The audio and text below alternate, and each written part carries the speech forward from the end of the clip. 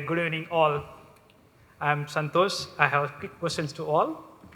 How many of you know diesel cars, petrol cars? Quickly, some hands. Okay. And how many of you know electrical cars? Good. And anyone knows hydrogen cars? Super. Like some hands. Because some hands means this future. Because when future starts, it has less amount of knowledge in the when it grows. So today I'm here to speak on water to hydrogen. So hydrogen is a gas, a small molecule, and it can be used as a fuel. So how can you produce?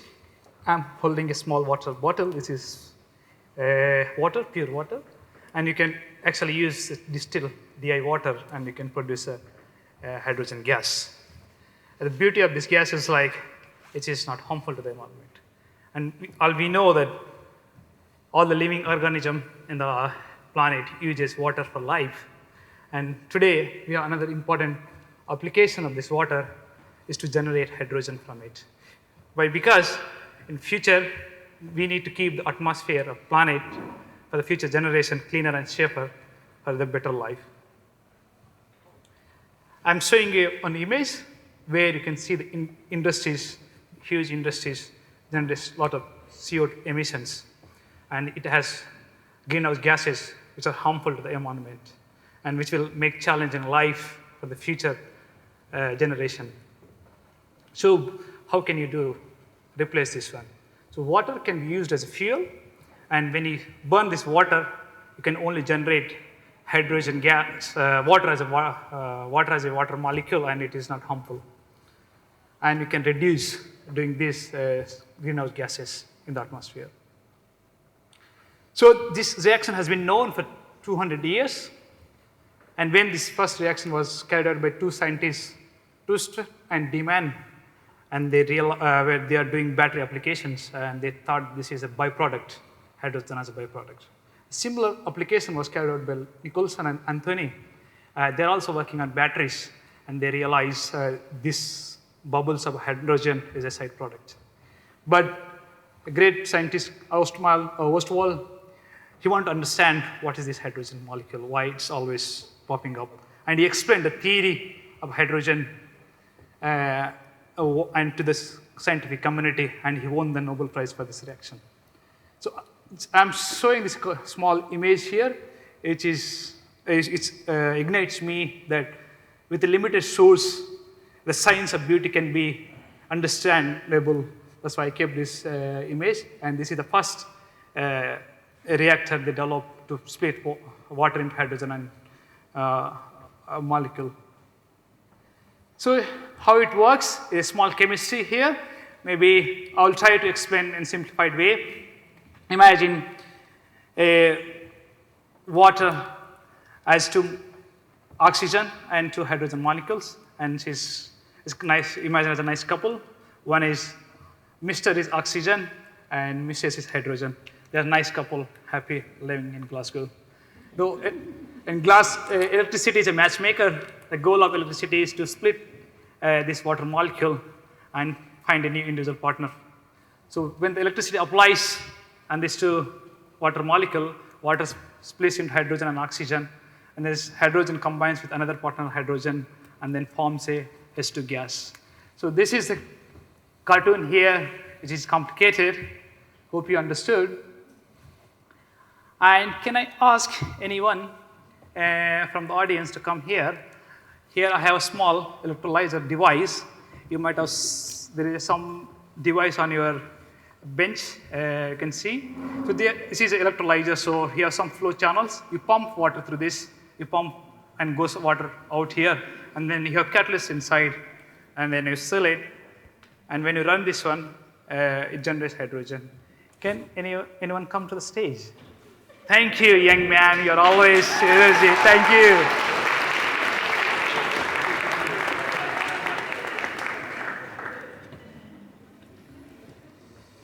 So I have a device here, it's electrolyzer, and here water containers, and it takes water here, and then it splits into hydrogen and oxygen.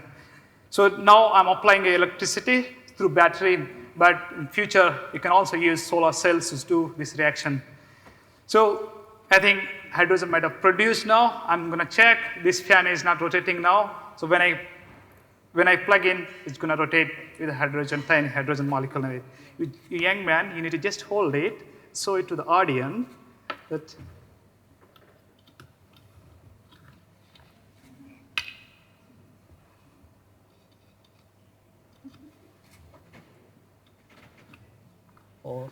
I think. Sorry. Oh, sorry, sorry, it didn't work. Sorry, I apologize for this one. Sorry, young man, thank you. Sorry, it didn't work.